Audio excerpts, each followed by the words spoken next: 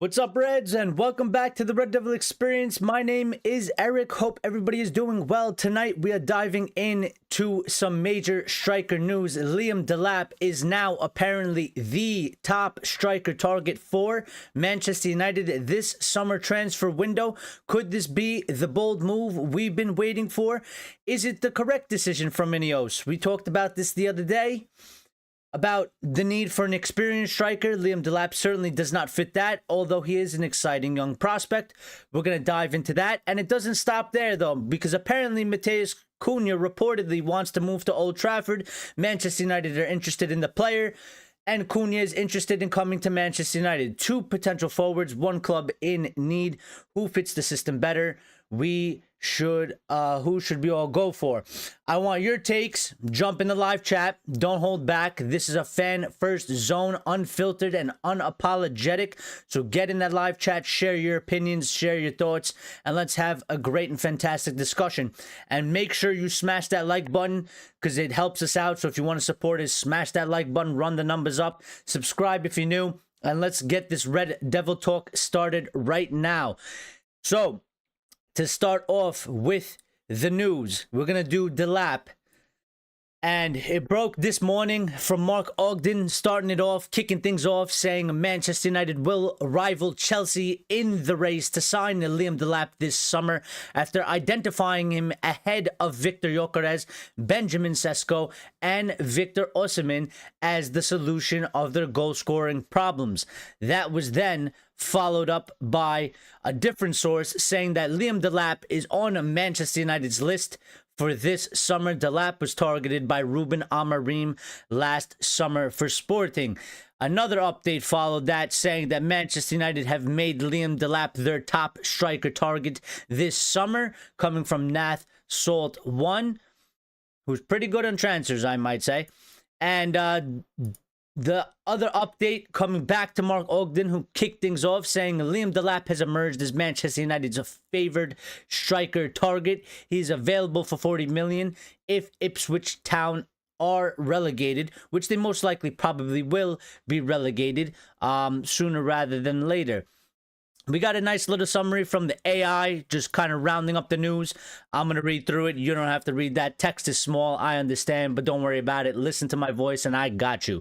So, Manchester United have identified Liam Delap, a 22-year-old striker currently at Ipswich Town, as their top target for the striker position in the upcoming summer transfer window. Delap, who has a 40 million release clause if Ipswich Town are relegated, has attracted interest from several clubs, including Chelsea, Liverpool, Newcastle, Everton, and Brighton, as well as from abroad. Despite Manchester City having a buyback option and 20% sell-on clause, they are unlikely to re-sign him. Discussion around Delap's transfer focus on his scoring prowess in the Premier League, with some fans and analysts advocating for his acquisition due to his potential and cost effectiveness compared to other high-profile strikers like Victor Osimhen. However, there is a debate regarding his readiness to be the main striker for the club, like Manchester United, with suggestions that he should be paired with a more experienced forward to manage the transition in such a high-pressure role.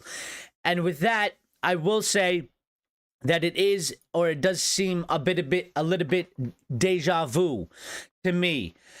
Again, we spoke about this yesterday. We probably spoke about it a couple days ago before that as well. But Liam Delap, I think there's no doubt that you can't say that he doesn't have potential and he doesn't have some good ability right now, and that he is a decently good striker for his age, and for what he's done in the season in the Premier League with Ipswich Town, which is a team that, you know, is probably going to get relegated. They are in that zone, so they're not the best team, and he's done pretty well in terms of goal contributions and scoring goals and whatnot.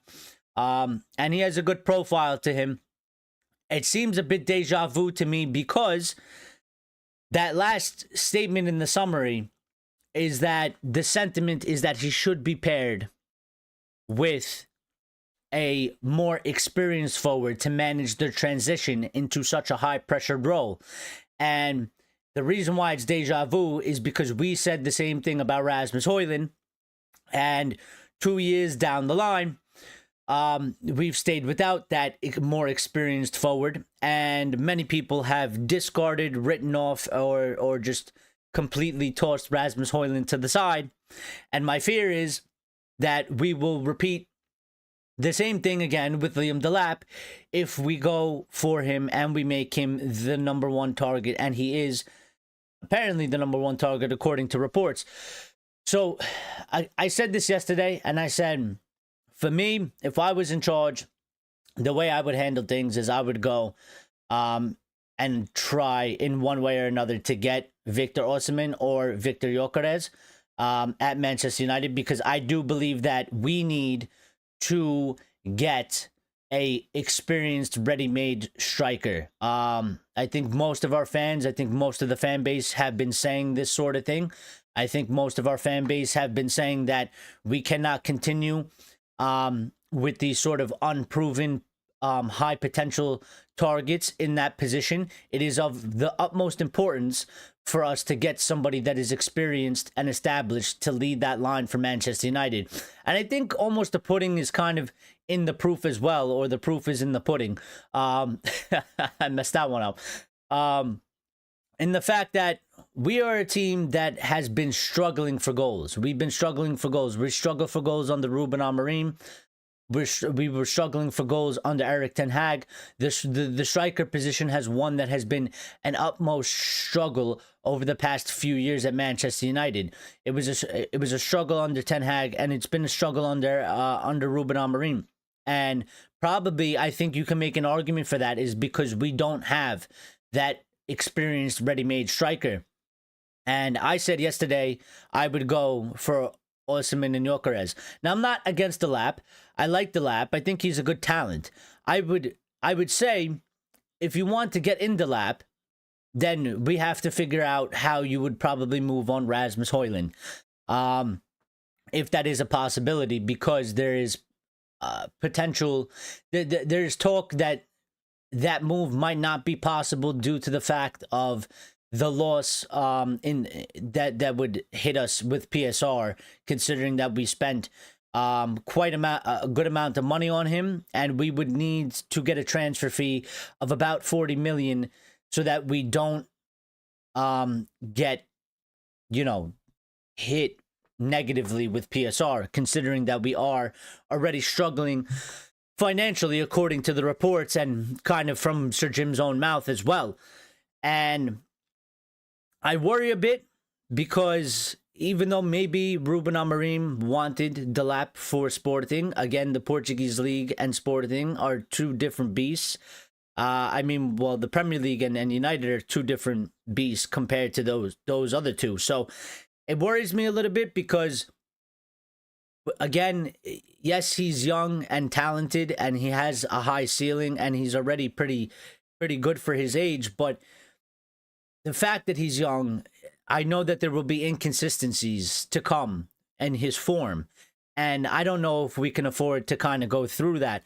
Now, maybe we'll be all right because if Rasmus stays, maybe it'll be a little bit more balanced out with him.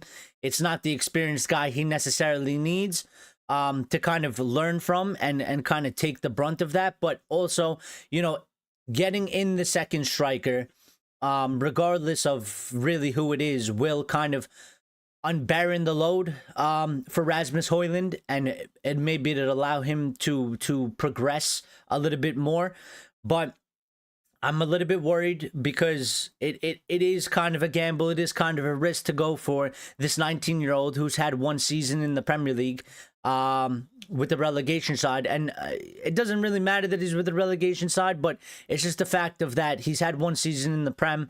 And you never know how the second season is going to go. I think a good example of that is Ferguson from Brighton. I mean, he was the talk of the town last year, and everybody was very, very hyped on him, and he seemed like one that was attracted a lot of attention, and it's all gone downhill and nobody's really talking about him. Nobody's really interested in him. And people have sort of shifted their opinions away from him. At one point they were basically whatever they're saying about Delap, they said about him, and now they've kind of shifted that opinion away from him, and they don't really rate him anymore, and that's all within one season. So yeah, while Delap might be the hot main target right now, the young shiny new toy, you know, it is sort of a big step up, whether United are in 13th or we're in second place. We are still a monster of a club. It is a big step up to come to Manchester United. There's a lot of expectations. There's a lot of pressure when you compare it to Ipswich Town. And the scrutiny and the eye, the magnifying glass that comes on you, and that pressure, especially, I would say, with United being in sort of a negative place, considering that we're not in a good position.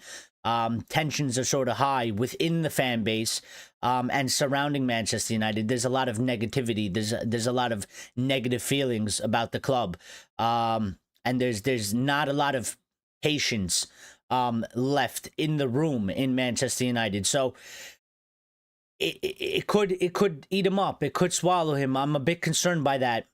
Now, we did speak about this a little bit yesterday. The chat and the community were making some good points.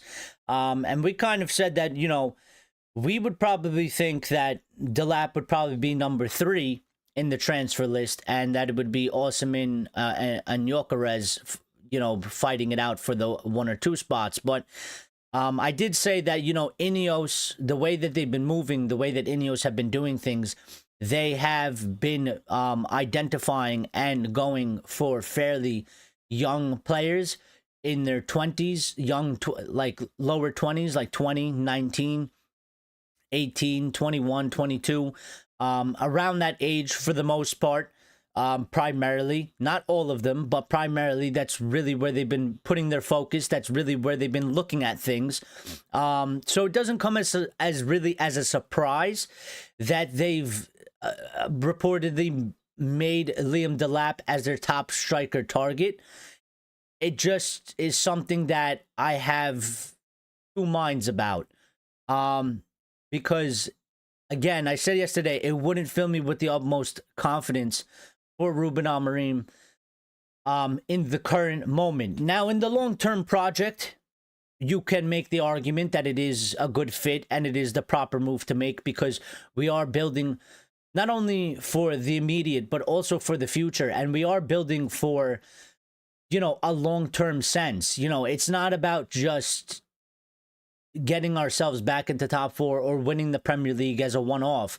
It's this project is supposed to be to kind of, bring back a sort of kind of a dynasty in a sense, where we get to the top and we stay at the top and we continue at the top and we win as much as possible moving forward.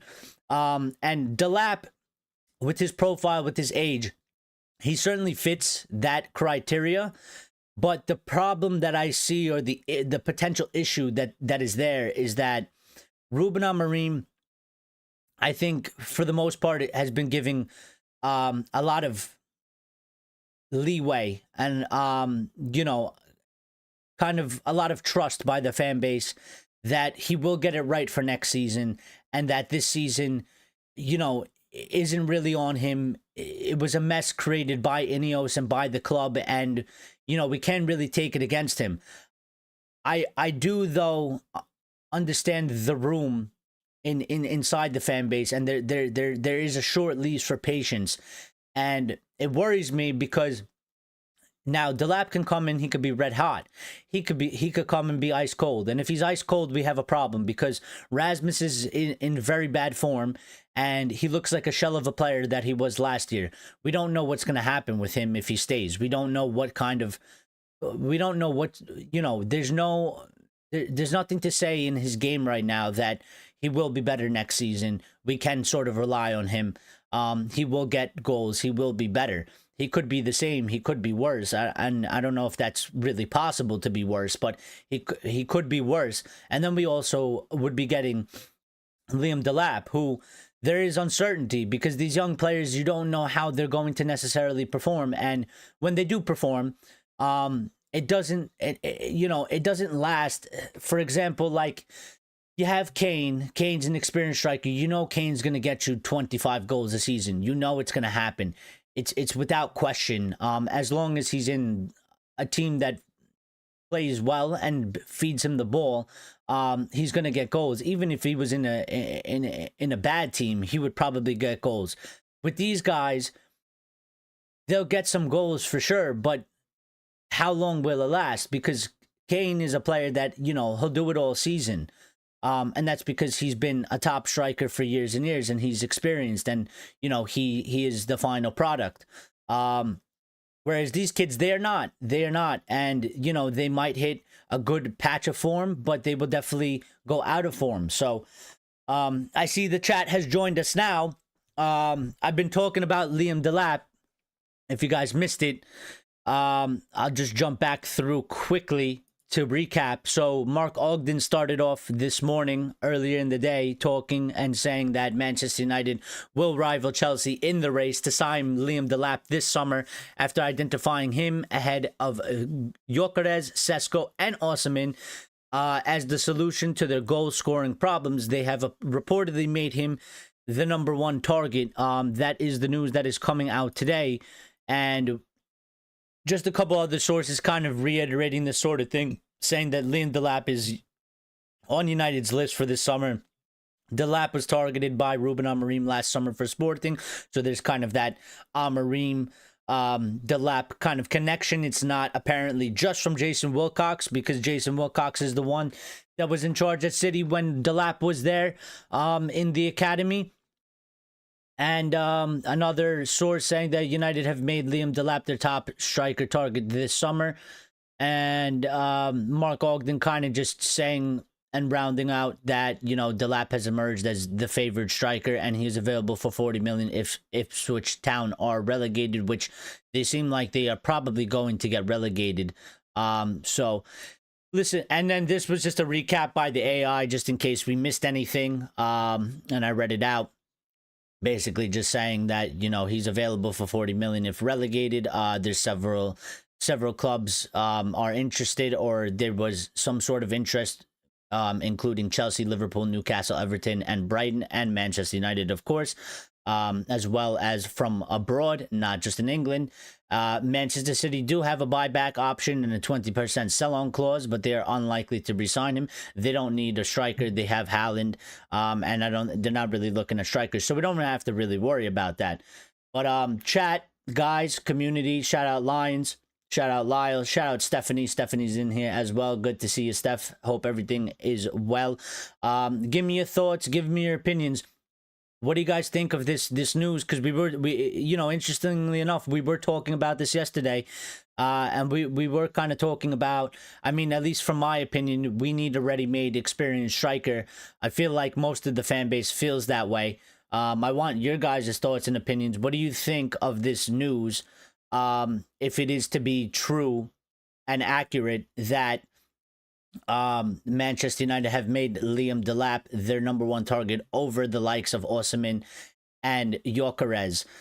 It makes sense for a couple points. Number one, he's 40 million, and he kind of fits INEOS's kind of profile, I guess, of the players that they've been looking at to bring to Manchester United. These sort of younger players, players that that can potentially have a long future at Manchester United, one that would kind of build out this project and then also sustain this project, past the targeted time that they've set to try and win the Premier League.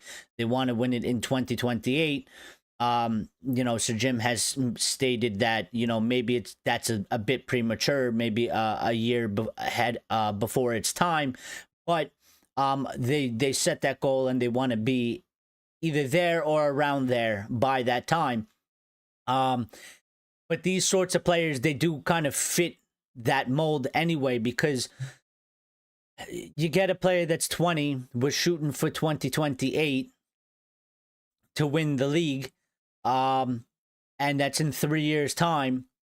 A player like Delap, he'll be 23. Obviously, we'll sign him to a 5-year contract if it happens. And from that point going forward, if we are there will obviously most likely extend his contract if he is good enough and he leads us sort of to that place.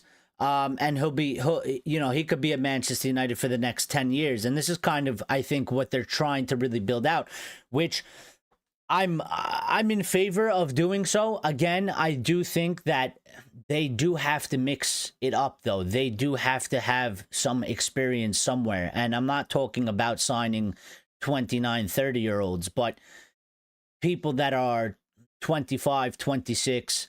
I would even go up to 27 that can also fit into the project. So, I think that these sort of things they're encouraging, because I've been asking and I've been saying that it is of my opinion that we have to build the base, we have to build the foundation of this team, and then build on top of it for us to be successful, but also sustain that success once we hit it and not fall off. It is of the utmost importance. And these are sort of the building blocks that we do need to do. We do need to acquire players like Liam Delap. It is a good buy. It isn't a bad transfer. 40 million for a 19-year-old who has significant interest in him from some pretty big clubs, and not just in the Premier League but from Europe as well. So I think it's interesting. I have my sort of kind of reservations about it because of how successful it will be in the immediate future. And I have concerns that, there is pressure on Ruben Amorim for success next season in some sort. There has to be an improvement. We can't really have this. We can't have this season again, and we can't have something close to it. It has to be a significant leap, because the hammer will end up falling on Ruben Amorim. Fans will turn their backs on him at one point or another. I don't think fans can handle going through another sort of dismal season, and the manager is always the one to get the brunt of the blame. Right or wrong, they do get all of the blame at some point. So, it is something to think about. Steph says in 99, we had top 4 strikers. Instant example, center forwards, Cole, York, Ali, Sheringham. Quarter of a century on, we have forwards that hide on the wings to avoid criticism for goals expected. Front 3 must deliver. Well, yeah, I mean, we do have an issue there. And times have changed, Steph. Of course, football is different. Football is played different than in 99. The formations are different, and the needs for, I guess, those sorts of strikers have sort of shifted into different aspects, I would say. And, we no longer play with 2 strikers. Most teams play with 1. And, but we do have a front 3 that is misfiring on all cylinders. I mean, in one way or one aspect, whatever you look at it, whether it's the 2 10s and the 9, or it's the wing backs that are essentially wingers, and then the striker, we are struggling.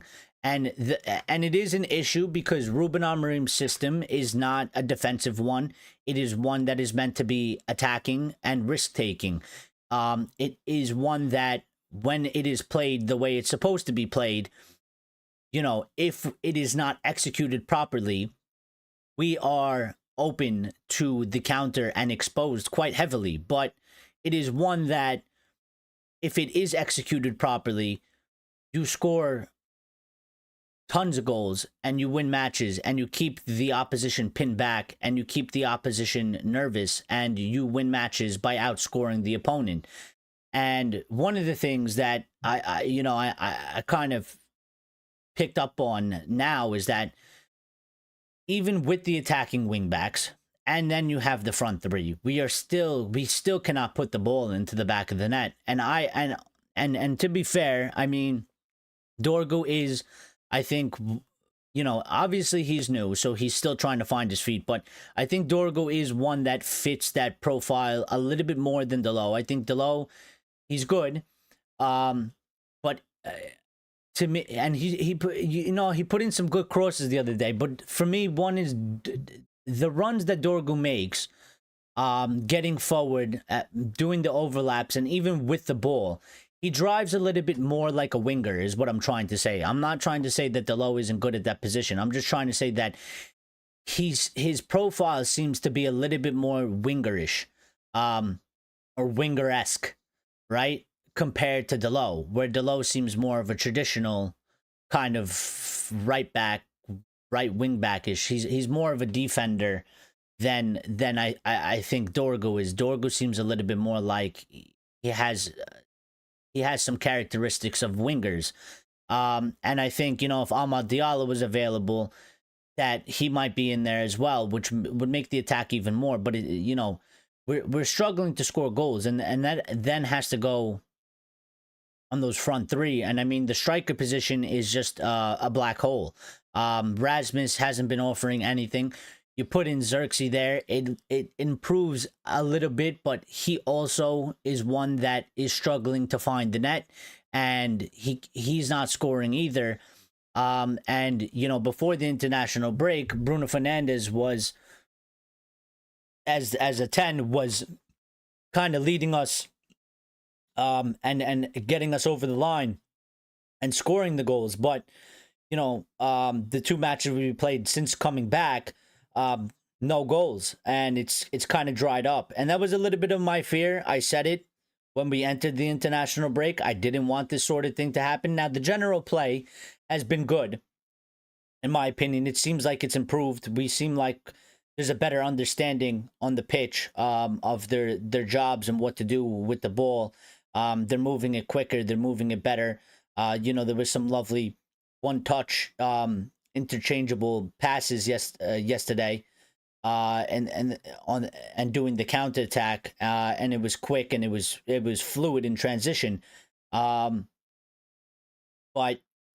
we're not winning these matches because we're not scoring. So we do need to sort this out. It is of utmost importance if Ruben Amorim is going to be able to do anything next season. I think, to me, that's the biggest place we have to identify, is that it's the attacking aspect. Obviously, we had players once upon a time part of the club, Rashford, Anthony, and Sancho.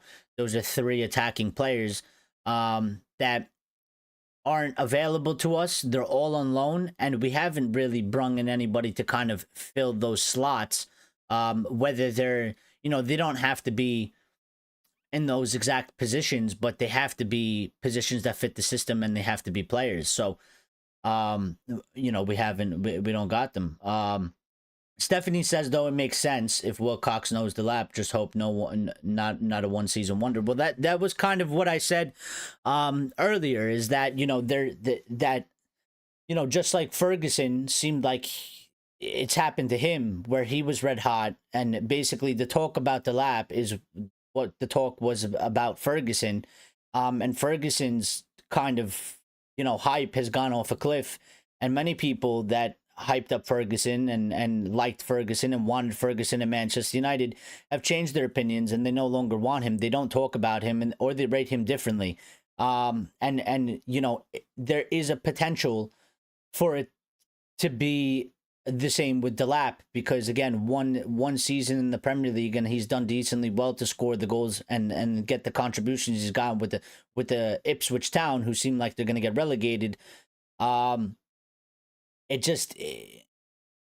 It's sort of a big risk in terms of the immediate future, because again, these young players, at that age, they might not provide what we need at that time, but they might come good later down the line, especially a striker.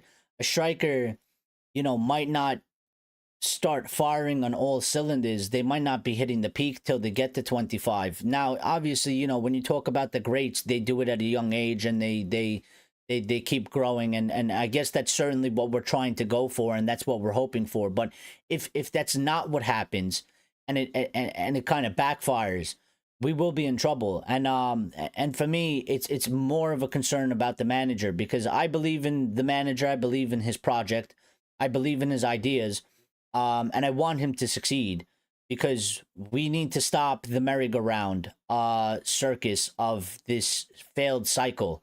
And I do really feel like it needs to start with Ruben Amorim, even if he isn't necessarily the one to lead us to the promised land. I said the same thing about Eric Ten Hag, and it ended in failure again. So we need to pick a point in time, and I hope that this is the time where this stops, because we need to get a platform and we need to start moving forward, because we're falling more and more behind, and we're making the task at hand much harder for ourselves than I think it has to be, or that it needs to be. So yeah.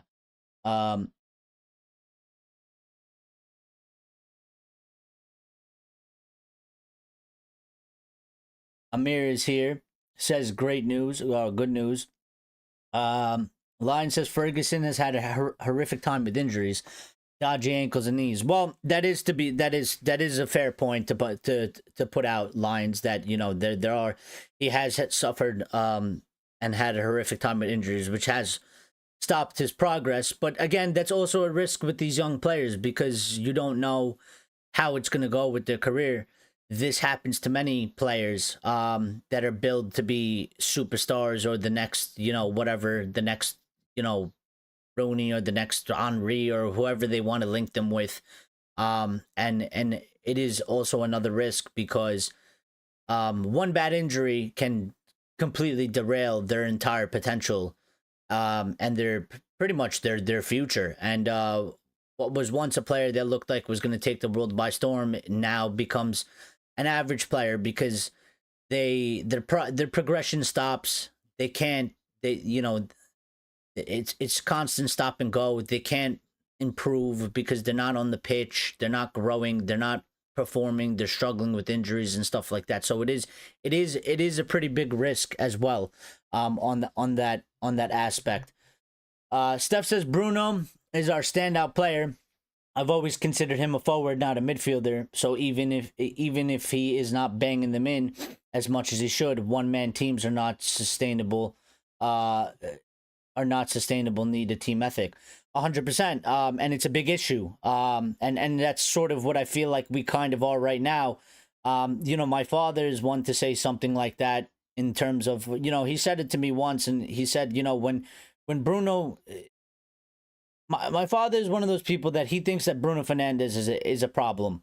And he thinks that, when that Manchester United won't be able to win anything until Bruno Fernandes has moved on. And he says that because he, kind of what Steph is alluding to, that it's like we are almost like a one-man team and we rely too heavily on Bruno Fernandes. And so he thinks that that's that sort of issue. I agree in some sense, because I do feel like that we are sort of a one-man team with Bruno. When Bruno, because I mean, he said the same thing. So as I would say, he did say that, like when Bruno plays like shit, we do absolutely nothing. But when Bruno has a good game, then we tend to perform. And my thing is, I do agree with that, but I just don't think that means that Bruno Fernandes has to leave. In my opinion, what that means is that we then have to build a better team. And that's not Bruno's fault. And I make the argument that if it wasn't for Bruno, where would we be? Where would we be? And I think we would be probably much worse off. Unless there was some sort of, replacement for that. But nobody can provide a proper replacement for him. No one that ever says that, Bruno has to go or Bruno needs to be sold can provide and can guarantee that they're going to put the numbers and the impact that he has done at Manchester United since coming here. So it's all good and well, and I kind of linking it to the same aspect as De Gea. Many people were De Gea out. They wanted De Gea sold. At the end, the majority of the fan base, or it seemed that way. Now, maybe it wasn't the majority, but there was definitely a loud coalition inside of the United fan base that they were done with De Gea, And they said De Gea needs to go. De Gea is a problem. And when De Gea goes, we will be a much better team. And we got Onana, and those same people hate Onana. They don't want Onana here. They say Onana is bad, and they want to kick Onana out of the club. And that's because there was no guarantee that when you move on from a player like David De Gea at goalkeeper, that when you bring in the new goalkeeper, that there is going to be success. And they thought that it was just black and white, and it's never black and white. And it's the same thing I feel like with Bruno Fernandes. Like, you can say he's a problem. You can say, you know, it is what it is. Move him on, do this and that. That's fine. But where is the replacement? Where's the guarantee for that identification? Where's the identification of the player that is going to put the numbers, the creativity that Bruno obviously leads this Manchester United team with? He is a pivotal point in this United team. What we need is, I feel like we need to build around him. We need to build up around him, and not really remove him. But we're getting a little bit carried away on just Bruno. You know, and it's not the Bruno show. But Mir says Bruno is world-class midfielder. And Lion says Delap is only 20. He is, and that's why it's a risk. Because, especially for next season. I mean, what have we been talking about, you know, as of late? That next season it has to be improvement. It needs to be better. And Ruben Amorim has to get the team to a spot where we are better. And I think it's just a risk with the 20-year-old leading the line. You know, now he's played in the Premier League, so maybe maybe he just is a better talent than INEOS. I guess I mean, they haven't, in my opinion, done wrong on transfers, so I do sort of trust them going forward. And if that's what they do, that's what they do. But you know, we've seen how they've sort of messed up things, or they've made mistakes, and there's always room for them to make more mistakes. And, you know, it could be sort of a mistake in the fact of that, not even if he's not good or, you know, whatever, but it might just be a mistake that be like, well, we really actually did need a more proven striker, and that, you know, he is a good acquire, he is a good buy, but it's just too early, too soon, and we need something more right now to help us progress, so that we can get better and we can continue to build and continue to grow. But yeah, Beaver Cousin says, based on the players that should be leaving United, whether on sale or for free, how much funds United expected to have for purchase of players, and how soon are we going to start buying players? Well, those are all tough questions. I'm going to be quite honest. I mean, you know, I don't have like inside sources or anything like that. But from what is reported to us and what is kind of the talk that's going on about, you know, United and buying and selling. I mean, there's a couple players leaving for free, like Eriksson and Lindelof. Their contracts are up. There might be one or two. I think Johnny Evans is one, but he's not on a lot of money anyway. And then the sale of players, we actually have an update about Anthony. We're going to get to that. Some encouraging news coming from, I don't know if it's the president of Real Betis, whoever's in charge over there, but he's made a statement about Anthony, which is encouraging and good for us, positivity. So, but it depends on a lot of factors, I guess, Beaver. One of the things is, you know, are we going to win the Europa League or not? We also have an update about apparently Sir Jim saying something about backing for Ruben Amorim regardless of PSR restrictions. So, you know, I'll bring that up as well. But it depends on if we win the Europa League or not. That's going to change the immediate amount of money, I guess. And then it also has to determine between, I guess, the deals of certain players that are already out on loan, such as Rashford, Anthony, and Sancho. Sancho, if Chelsea don't defer and pay $5 million and send him back to us, that transfer should go in at the end of the season. So we should, you know, that should be sanctioned fairly quickly, which will be good because that's 25 million wages out, and that should be right in the beginning. And then there's potential for Anthony if we can figure out a deal, but that might take some weeks. because I don't believe in his loan there is any set fees, so that would have to be negotiated. There's probably going to be some back and forth. And then Rashford's an interesting one because Rashford, there is a fee set and Villa can activate it and they can go for it. But again, we kind of have to see where Marcus Rashford is at in terms of what he wants, because he really wanted Barcelona in January. He wanted to go there. That was his number one place to go. Barca has financial problems and they couldn't figure out how to, they just couldn't maneuver and they couldn't do anything. And he accepted to go to Villa because it was either Villa, which, you know, was kind of a win-win for him. They're in the Champions League and they're performing well in the Premier League. And obviously he was guaranteed game time, or stay United and not play. So he went there. He's having a good time. And if Villa, you know, take and accept the 40 million and he accepts to go there, then that should be fairly done as well. So those are two deals that can get done fairly quickly. Anthony will probably be one that gets dragged out a little bit. And then we have to look at the likes of other players. You know, so it's kind of a wait and see. We can only kind of speculate and we can only kind of guess. You can't really say sure. In my opinion, how soon are we going to start buying players? I don't think we'll see players coming in until July. Now the transfer window opens. I forgot exactly what it was. The transfer window, they done something where they're gonna open it for about a week and then they're gonna close it for 4 days or something and then reopen it, which it doesn't make sense anyway. But I don't understand why they would close it and reopen it. Just leave it open.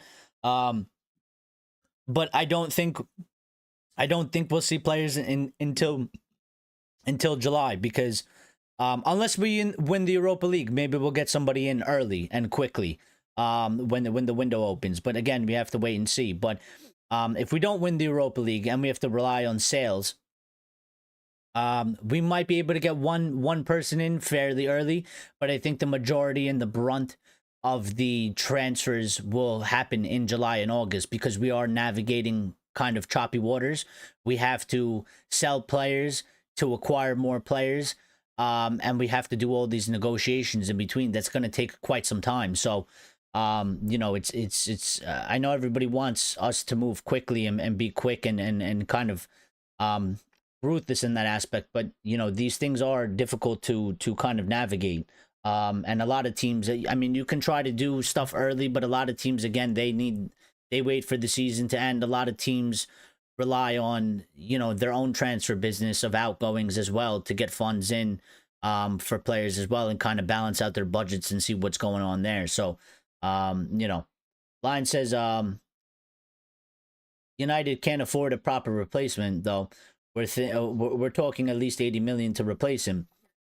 Yeah, you know, and it's not even so much more of the, you know, the fee, I guess, that it would demand, because, you know, we paid 40 something million for Bruno. He wasn't 80. But we all argued that that was cheap, considering what he's done for us since he's come. And they probably could have got him. They probably could have asked for 60 for how good he's been. But it's not really the fee. It's really the profile of the player, and what they can do when we get them. You know, if you tell me, we're gonna go sign some 22-year-old, that's great. But you know, what kind of profile is he, and what kind of immediate impact is he gonna have, to kind of fill that role? Because at the moment, Bruno is our main attacking outlet. Like, he is the one that kind of does everything for the attack. He creates all the big or most of the big chances. He makes, you know, he kind of makes everything happen. So bringing in a new player, number one, depends where you bring them in from, but there's going to be an adjustment period, and then it's you know, also difference in experience and ability, and you know, another thing is that Bruno's always fit and he's always available. And I don't think you'll get that with somebody else as well. He's kind of unhuman in that aspect. So, oh, Ferguson is only 20. Delap is 22. Is he that old? I thought he was younger. Delap.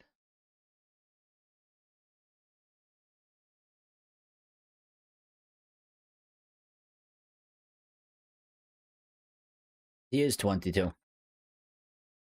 He is 22. I thought he was 20. All right. Fair enough. Thank you for the correction. Yeah, I mean, he's had 30 appearances this season in the Prem. And he has 12 goals, 2 assists. You know, transfer market says that he's about 35 million euros, which is, you know, pretty much his buyout clause is 40. And altogether he's played 33 matches, 12 goals, 2 assists. So, I mean, he's not, he is playing for Ipswich. Ipswich, they do play like, I mean, they play attacking football. They do. But, you know, they're just not strong enough to sustain themselves in the league. And I guess maybe you would argue, well, if he's scoring 12 goals, with the likes of Ipswich, if you put him in a better team, he should be able to hit 20. But again, a lot of speculation on that. Steph says Bruno plays every minute of every game for both club and country. If you stop playing for Portugal, that would only benefit United, but can't see that happening. Nah, definitely not. Definitely not. Although I do think that sometimes he does need a rest, whether he wants it or not, because I just don't understand how he does all these minutes. And he probably would benefit, but yeah, he's not going to stop playing for Portugal until he can't move, probably. Until he can't perform anymore.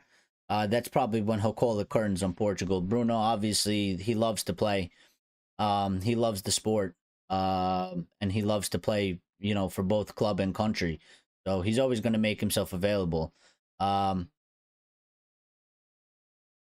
Temesgin Delicio says he wants Araujo, Gyokeres, Kirkez, De Jong, Nico Williams to United for next year.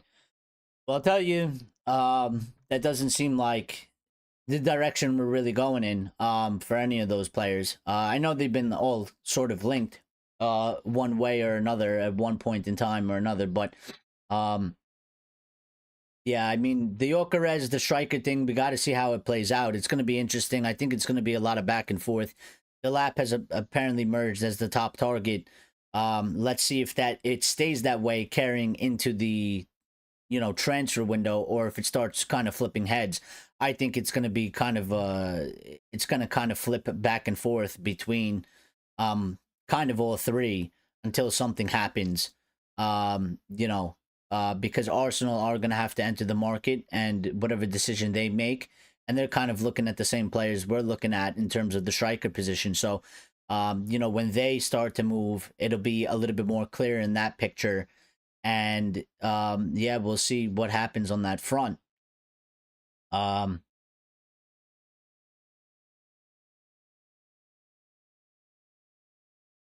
It would be a good transfer window, but I don't think we're really going for any of those guys. You know, Nico Williams, Kirkez doesn't seem like one that we're really talked about much anymore.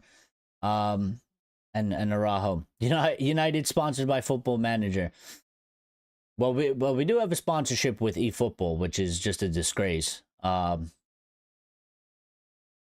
always kind of hated that sponsorship, I'm gonna be quite honest.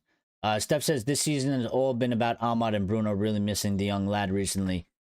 Yeah, and again, it's an issue. You can't be a one-man team. You can't be a two-man team, and we need to build out this team. So, important transfer window coming up. Ahmad stepped up this season. He certainly did. And we need some more people to step up as well, especially for next season. And hopefully Ahmad can stay fit, because he's suffered a couple injuries, and I don't want him to become sort of the injury-prone player and stunt his progress and stunt his growth. And plus, he's important and we need him. You know, and I kind of feel the same way about Kobe Mainu as well. And you know, I'm watching Euro as well. We got to be careful with those kids, those young guys. And make sure that we get them to hit their full potential, because it's going to be important for the future for us as well. But let's move on to the other big topic. which is there was also news about Cunha. Now, last time we spoke about Cunha, and if you remember, and if you don't, I'm going to remind you, but Cunha came out, I think it was last week, made a statement saying that, you know, he's going to move in the summer and that he wants to go to a team that is fighting for titles and all the big competitions, and he kind of wants, you know, a top 4, top 6 team, and that's what he wants to join, and that's what he wants to be a part of.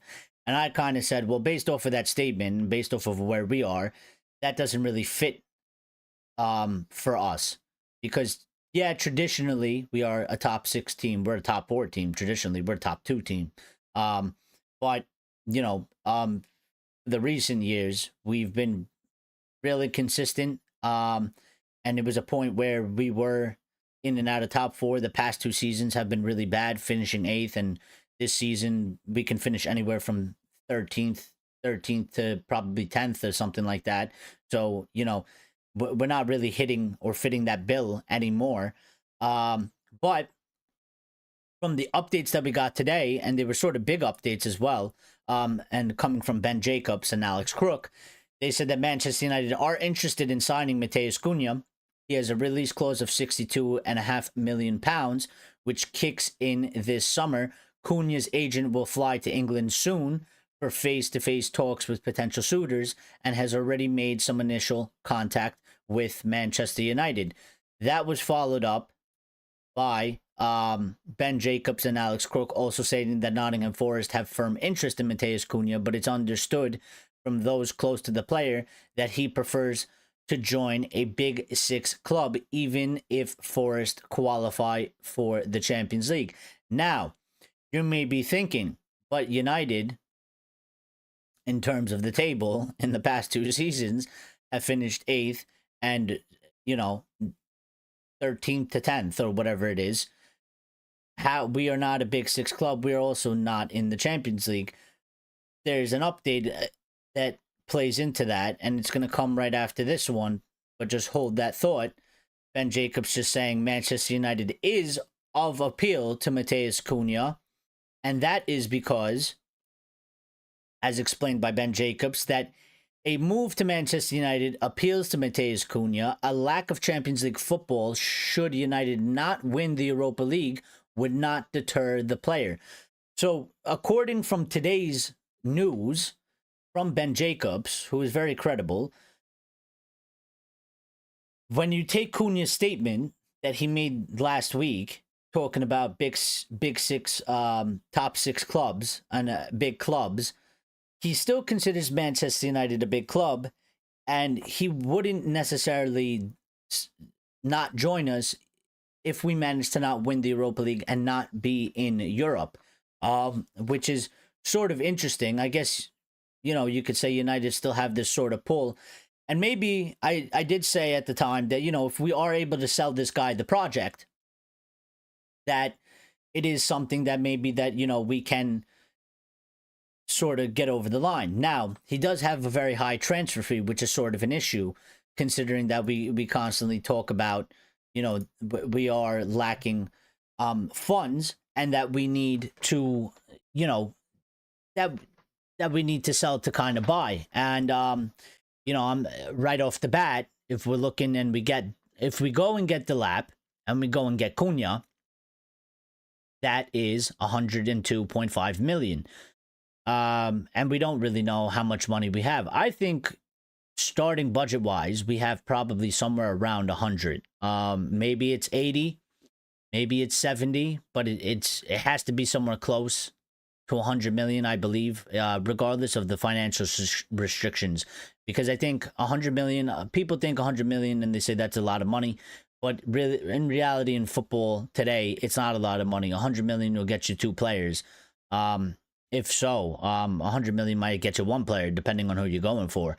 But if you get 2 decently good options, you know, like Cunha or like Delap, 100 million, that gets you 2 players. So, and those are options that you want at your club because they have good ability or good potential, or both. So I think we probably have somewhere around there. And maybe if this interest is concrete, maybe this is also why we've decided that we're going to go for Delap, because we're cutting up the budget, and maybe we can't necessarily do a deal for Osimhen or Gyokeres, because they're going to cost 60 million plus as well, and they're going to ask for very high wages. Delap, you can get Delap for 40, and you can give him a fair and normal wage. He's not going to demand the wage of, you know, Osimhen or Gyokeres. Cunha is going to be one that is going to cost more, and he is probably going to ask for a higher wage. So maybe United are thinking or looking at it like, well, we can't do both if we get both these players. We can't have both on these high sort of wages and pay these high transfer fees, but we can kind of split it. So, which is not necessarily, I guess, maybe the greatest thing, because you're kind of, it turns almost into a financial decision instead of a footballing decision, because I think the footballing decision, you know, without restrictions of financials, would be you go and get the ready proven striker, and then you also get you go get Cunha, and those are two strong, experienced players, good players, and you slot them into the team. Whereas now you're kind of splitting it, where it's like, yeah, you're getting the experienced player in Cunha, but you're getting the young striker. And I feel like we have experience in the 10s anyway, with Bruno being there, and potentially Mason Mount if he stays fit as well. And we lack experience in the strikers, so I would kind of have it backwards, I guess. But maybe, you know, those things aren't available. Lion says Arsenal, Chelsea, Liverpool, Man City, Manchester United, and Tottenham Hotspur are the big six. Yes, the traditional big six. That is the traditional big six. And Manchester United, Manchester City, and Liverpool are the big three. Yes, with us being number one, of course. Regardless of current status in time. But yeah, I mean, listen, if we are to get Cunha, it'll be a very good buy. It's the, you know, the figure is a bit high. And I don't know if we're necessarily going to be able to do it. And also, you know, we're not the only club interested in it. So I wouldn't necessarily be surprised if he ends up not coming to us, because I think there's a lot of ground for that to happen. You know, there's the other big clubs are interested in him, very interested in him in the Premier League. They're better off financially than us, and they could probably they could sell the project easier to him. So I still have my doubts that Cunha is going to come to United. I think we are interested in him, and we're probably asking and you know, inquiring and seeing, you know, hashing out some details and stuff like that. But I just think there's a lot of room there for us to sort of miss out on him. So I don't know. We gotta wait and see how things develop. Lion says I can't see United paying a buyout clause. Well, that is another issue. I mean, paying the buyout clause. Well, maybe we don't necessarily have to pay the buyout clause. I mean, if Wolves are willing to accept that, you know, we give them the fee of the buyout clause, but we pay it in payments, they might be willing to accept that, because at the end of the day, maybe they just want the fee. And that's what the buyout clause is there for, so that they demand that fee. Now, if they're willing to work with us, you know, maybe we can do that, where we pay them a little bit extra, which means we would probably have to give them an extra 5 million, or bill it into the incentives or something like that. Which is, you know, difficult, because, you know, he's already 62.5 million, and we're talking about we don't really have money. And I'm thinking if we have 100 million, if we even have 100 million, but if we have 100 million, you're spending 75% of it on Cunha right off the bat. So, you know, and Lion says if United pays slightly over, it would be paid over installments. Well, yeah, 100%, but it still puts a dent. It still puts a dent in the budget. You know, so, and over time. And I know that INEOS are trying to, you know, Sir Jim pointing out that we're paying 89 million. for players that are already at the club. It's just an indication that they want to get rid of that in one way or another. They don't want that at the club. They're trying to sort of get rid of that because they're trying to cut spending all across the board and waste the money. So it is sort of an issue. But in other news, we did have a small little update surrounding Garnacho. Nothing major, but just a little bit of talk saying that internally at Manchester United, there is a feeling that moving on from Garnacho could come back to bite them, given his obvious potential. Which is interesting kind of statement because if you ask some of our fans, he's shit and he needs to be sold and he has no potential and he is a player that belongs on, I don't know, a mid-table team or something like that, and he'll reach no higher than that. And then there's other fans that they still believe in Garnacho and they do believe that he has obvious potential, and that they don't want to sell him because they sort of feel like this. And I'm kind of one of those people.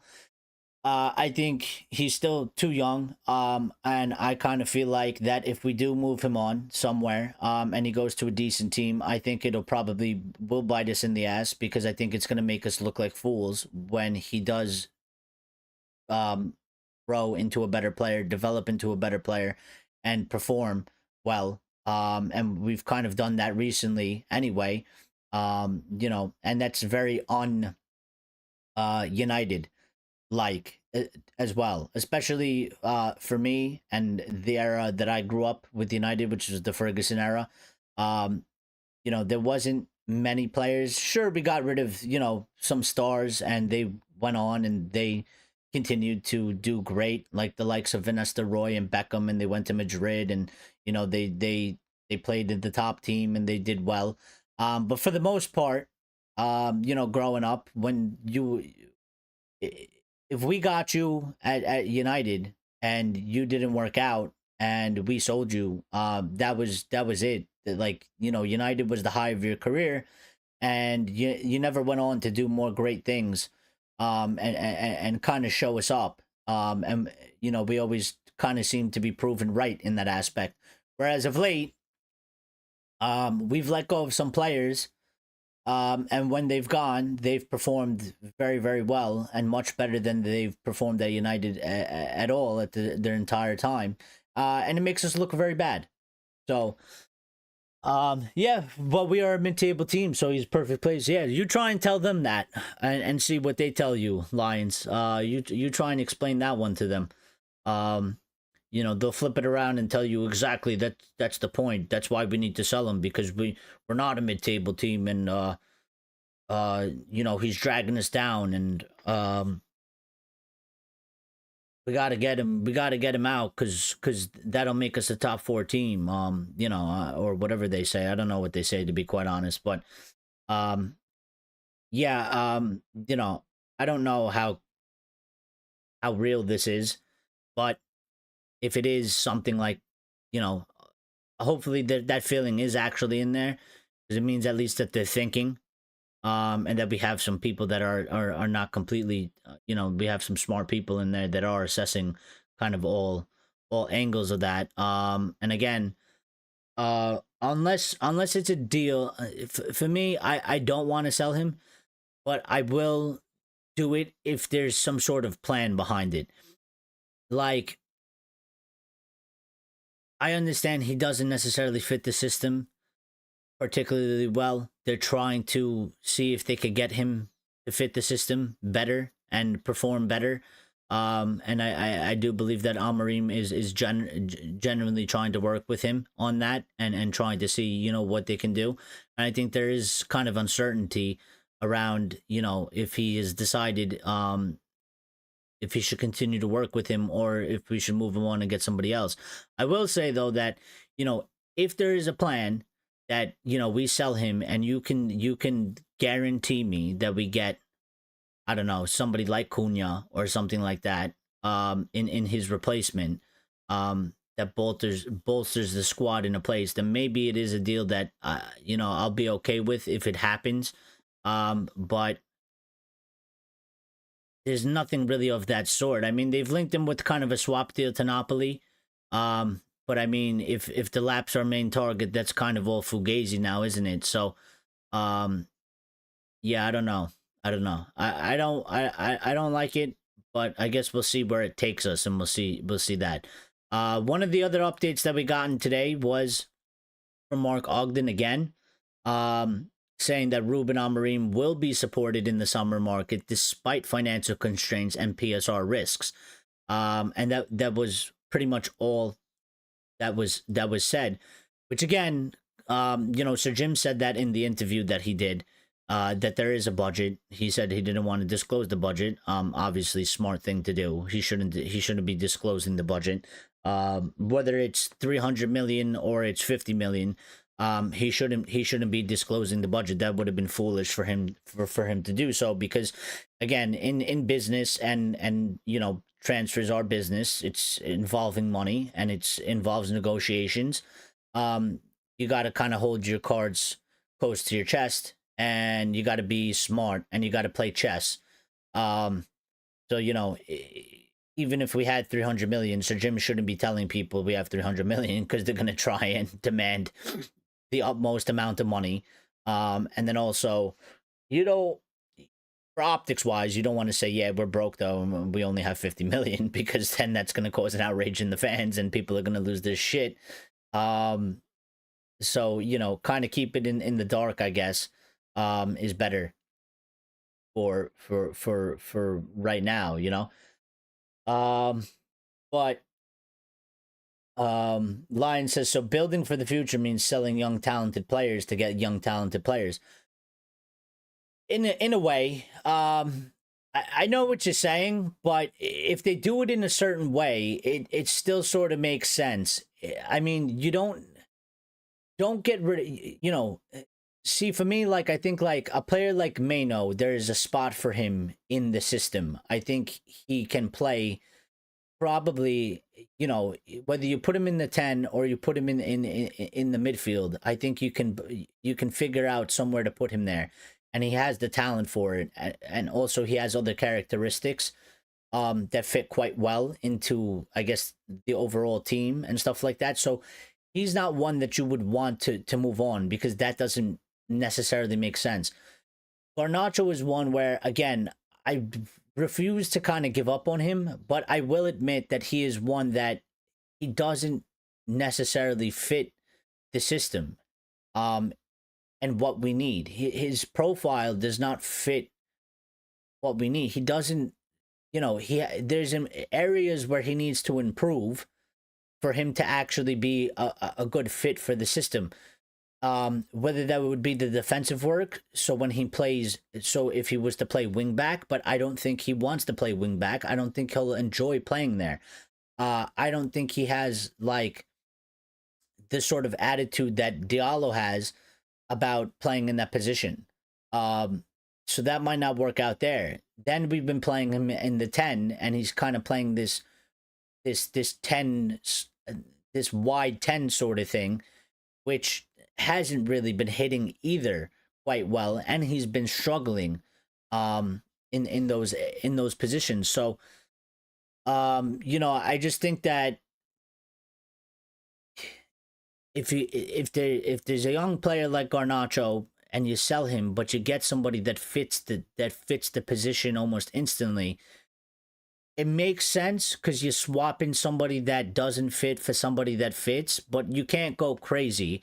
And my more of a concern is that it's like you're going to sell Garnacho because he's pure profit. I don't want Garnacho sold because he's pure profit. If Garnacho is to be sold, it has to be because there is a plan that makes sense for Ruben Amorim, the team, and the system. That's the only way that it's kind of acceptable. If it's just like we're going to sell Garnacho because he's pure profit, and then we can go and get, somebody else, a striker or something, but, what about the 10s? Because we need the striker regardless. So selling Garnacho for the striker doesn't make sense. Selling Garnacho for a 10 makes a little bit more sense, because that's where Garnacho's playing anyway. And that's where we need Garnacho to develop and be good. That or sort of like a another player like Diallo, who's kind of like, you can play him 10, you can play him wing back, you can play him in a couple positions, and he fits that kind of narrative, I guess. Garner is frustrating as fudge, but let's look back at 19-year-old, 20-year-old Ronaldo. I was screaming at the telly, past after the ball. Yeah. But I mean, Ronaldo did do,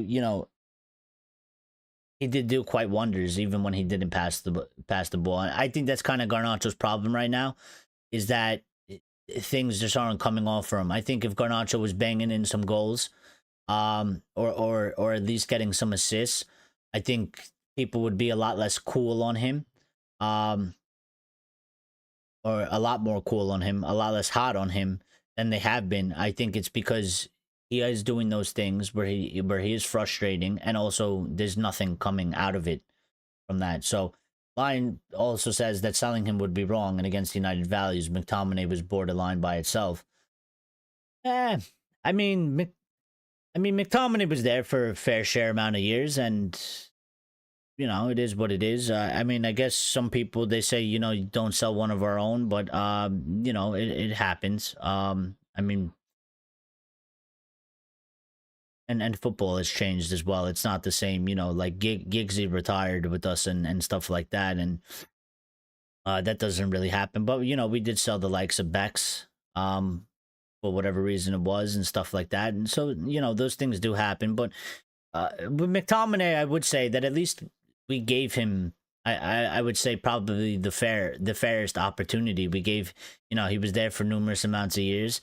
He had loads and loads of opportunities, loads and loads of chances, and stuff like that. So, and we kind of saw out his development. Whereas Garnacho is still very, very young. And he's nowhere near in the age of McTominay when we sold McTominay. So, for Garnacho, there's still years that needs to be built out in that aspect. But Line says, and Garnacho wouldn't be profit, I believe, as we bought him from Atletico, same as Ahmad, we bought him from Atalanta. No, it's actually, Garnacho would be per profit. He would be per profit, because we bought him, he went into the academy, and after, there's some sort of rule or regulation. It's like after a certain amount of years or something like that. So when we bought him, the age we bought him and the time that he did at United, he is considered an academy player. He is considered an academy player, and therefore he is pure profit if we do sell him. Ahmad is different, because Ahmad did not go into the, well, he did go into the academy, but it was different. It's not the same. The circumstances are different. So Ahmad is not. So if we were to sell Ahmad is not. But yeah. No, but I get your point. I get it. I don't really want it to happen, but again, I guess if they do it, it depends what they present to me at the time. Because at the end of the day, we need to build the team, we need to build the project, and the club is always, one player is not more important than the club. So it depends, I guess, what they present to me at the time. I wouldn't do it. I wouldn't sell him, and I'd figure out other means and other ways. But they couldn't kind of sell it as, listen, while he does have talent, he just doesn't fit this system and this sort of football going forward at United. And we had to kind of make a swap, and we did what was best, or what we thought was best for the club. So but with this update on Anthony coming from the Betis sporting director, he made a statement today saying that he is responsible for the sporting direction, but there are many people involved in this signing. He said it's still early, but we're going to try in different ways to do everything possible to continue enjoying Anthony. So it's kind of a strong statement coming from the sporting director, pretty much saying that they are very interested in keeping Anthony at Real Betis. It's still kind of early, and we got to see what happens. But they are apparently going to be working to try and hopefully make a permanent deal. I have some sort of kind of a fear that they might try to just go out for another loan, which is not going to help us, and we don't want that. Um, we cannot loan Anthony out again. Anthony needs to be sold. It needs to be done, dusted. We need to receive a transfer fee for it. He needs to go. And we need that money. And we doing a loan isn't going to help us. For what's coming, because this summer window is going to be huge, and it's going to be difficult as well to navigate. So, we definitely need this to happen. But it is encouraging because they do seem like he's having a very, very good time over there. He's performing very, very well.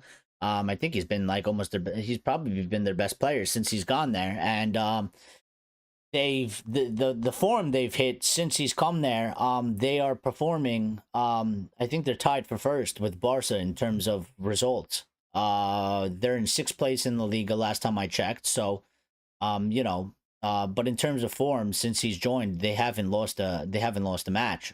They've been performing very, very well. So this is encouraging because he's one of those players that we're worried about if we're going to be able to get the the transfer fee from, and what's going to happen with that. So hopefully a deal is sorted out fairly quickly for him, and we can get that money and we can use it to sort of move on and go forward. Lion says people forget how frustrating Ronaldo was at the start. Exciting, yes, but also frustrating. Sounds similar. No, I'll drop it now. I mean, yeah, but again, I just don't compare him. We shouldn't. In my opinion, we shouldn't compare him to Ronaldo because there's just different reasons for that. I mean, Ronaldo, yeah, he was frustrating. He didn't pass the ball. He was fairly selfish, but he turned that narrative around because he was bagging goals. And with Garnacho, and the skill set is also different as well. I mean, his ability to pass players and stuff like that, it's different to Garnacho, and that's kind of also the problem because Garnacho's haters, they use it against him. So I don't want to compare him to Cristiano because it just allows a talking point that's not necessary. The people that hate Garnacho or don't rate Garnacho, they use that against him. They say that he thinks he's Ronaldo. They think he thinks he's Ronaldo and he's not, and they say he's shit. And he's nowhere near Ronaldo. And therefore they won't allow that. They won't allow that. They won't allow you to say, well, Ronaldo was frustrating. They won't allow it. They're gonna hit you back on that. I'd rather tell them he's 19. He's young. He had a good season last season. This season's been bad. He still has a lot of room for growth and potential. And it it has nothing to do with Ronaldo. He's his own guy. Lion says, I'm not comparing him. I'm talking about we had a high potential player and we gave him time. Yeah, in a different era, but also, I mean, I guess Ronaldo kind of fit what we played anyway, right? And I think that's kind of where the conversation is. Does Garnacho really fit what we have going? Because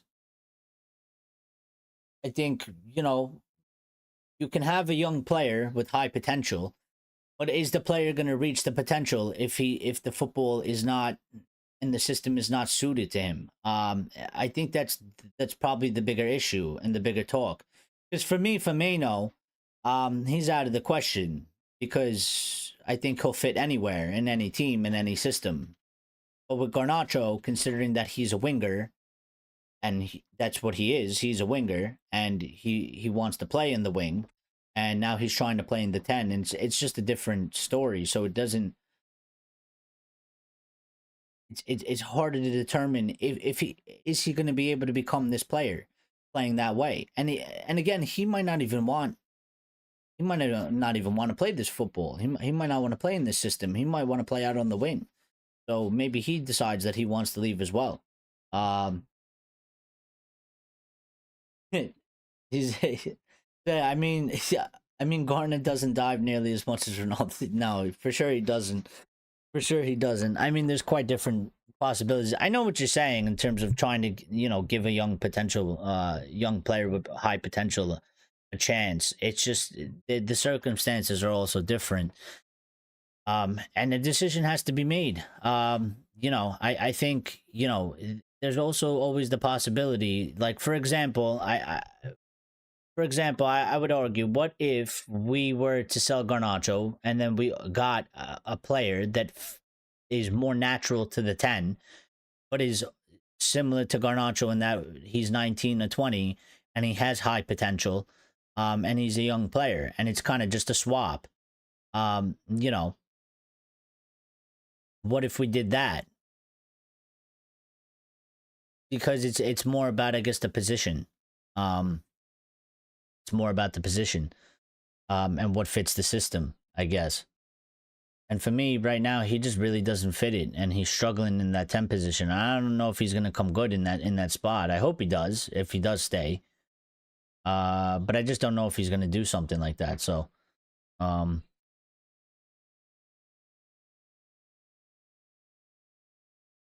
it might be just as. Is it just as great? It could be. I think there's definitely an argument for that. But also then I think you can make the argument that they should be able to perform better, because that's the position that they can actually play. They're more specialized for that position. Kind of how I look at Dorgu, like left wing back, but like he's specialized for that left wing back, and he has those kind of qualities. He just fits that role, left wing back, very well. I think if you told him traditional left back, you'd be like, well, I don't know if he fits there, defensive wise, defensive abilities wise. I don't know if he fits left back, like that. But I'm trying to think of like a good example to kind of give, where like where it kind of makes a little bit more sense, because it's more about like it's more just about like, it's not in the risk of like if they're gonna hit the potential. It's more about the fact of like, are they natural to that position? And there's just certain qualities in players that, based on the position that they play, they're gonna have certain natural qualities that you may not be able to learn or develop, when you're in a different position. Garnacho, for me, should get one more season under Amorim and see how he works in an Amorim team. I mean, yeah, it's fair enough. I'm just spitballing the possibilities here of, maybe the arguments that they make for if they do move him on, or if he does go, where it would kind of make sense. Because I think they're really looking at those, again, the front three, the two tens and the 9. They're definitely trying to sort something out there, and there's definitely some moves that are being made there as well. I'm just gonna look real quick to see if we got any other news while we went live, and I'll let you know in a second. Let's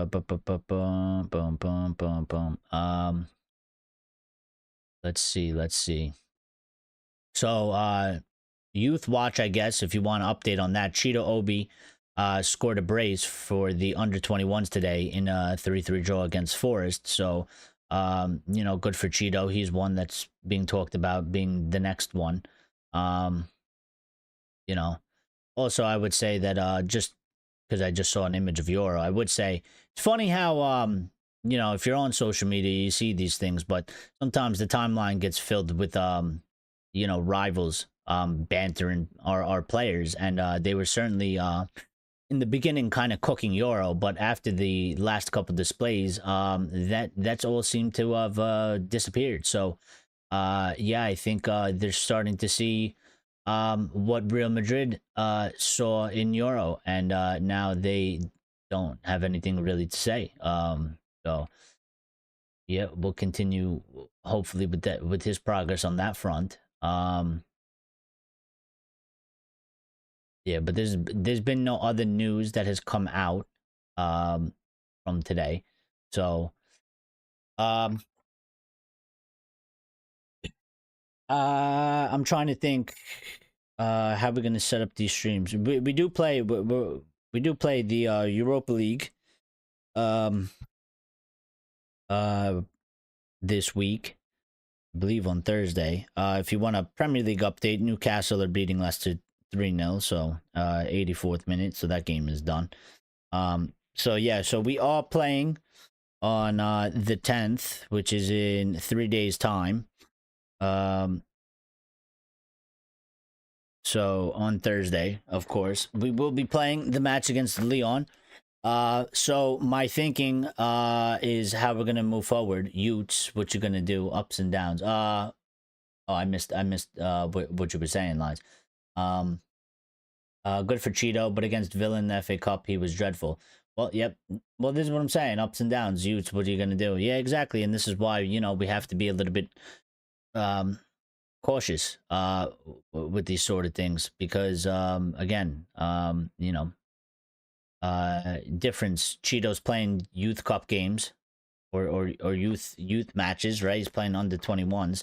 Delap's playing in the Premier League, but still same age, and there's still sort of that sort of type of player, ups and downs. They're gonna be on fire, maybe one game, dreadful another game.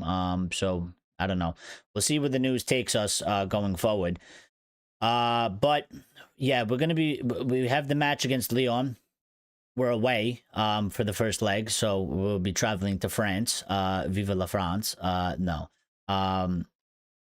Maybe get some escargot when we're over there or something like that. But yeah, that's gonna be a good game. We're gonna do a Red Devil recap for that, of course, as always. So after the match, we will be live.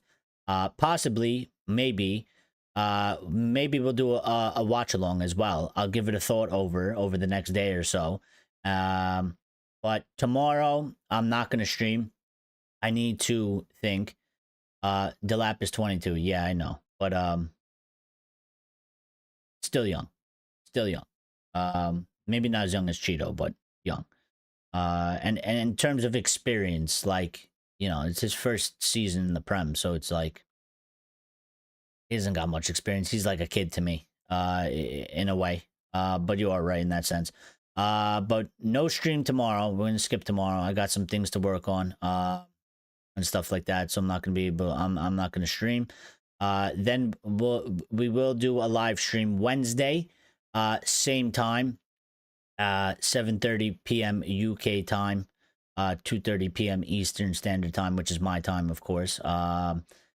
And yeah, we'll do a live Wednesday, no live tomorrow, and then possibility, maybe we do a live watch along for the Europa League match. I gotta see, so I'm gonna figure things out, and I'll let you guys know by Wednesday. So, but I will say this. Yeah, good show. We got to keep these things shorter because YouTube is penalizing us for such the long stream. So we're going to, we are at the end of the show.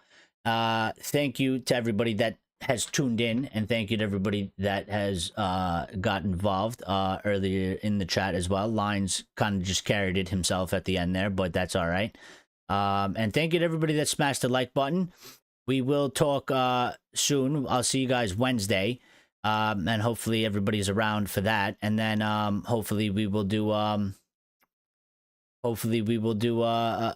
live watch along Thursday if it permits itself, if I am able to do so. We will see. Lion says his back is killing him because he's carrying the chat. Rightfully so. Yeah, it's all right. It happens, people are busy. People got things to do. They're not always available to be with us at all times. So it is what it is. When they are, they always show great support and great stuff. But we got to get the channel back on track because yeah, we took those couple weeks off, and it pushed the channel down, so we got to put the channel back up, which we're getting there slowly but surely. But yeah, we'll get happened quite a couple amounts of times already. So but anyway, I'm gonna go. I gotta go take care of some things. Lines, you be good. Anybody else that's watching, you guys be good as well. We will speak Wednesday. Everybody, enjoy the I guess the day off tomorrow, whatever. We'll talk Wednesday, and then we'll be leading up into the Europa League match. Very, very important match for Manchester United on Thursday versus Lyon. So until then, take care. Be good. Everybody stay safe. If you want, get in the comments after I end the show. Leave some comments down there, and yeah, that's pretty much it. Otherwise, be good, guys. See you later. What do you mean about YouTube? Well, I'll explain to you next time, or I'll explain to you in the Discord. But I'm gonna get out of here. I'll see you later, lines. Be good, and take care.